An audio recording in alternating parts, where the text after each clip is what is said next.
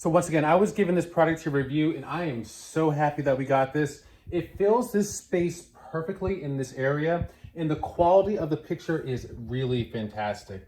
It's a canvas photo that wraps right around. It has a wooden frame on the back.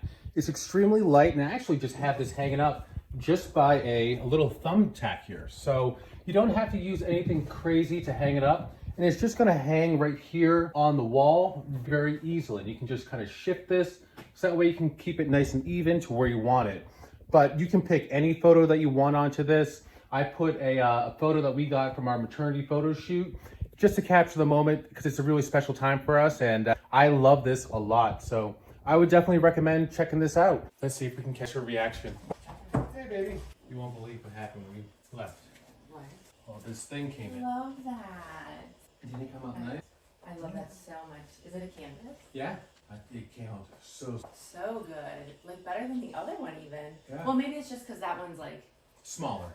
This one's a lot larger. It is a lot larger, but this one has the, what do they call that? The vignette or whatever. Oh yeah, around Here. the center. I needed a picture with the girls anyways too. Yeah.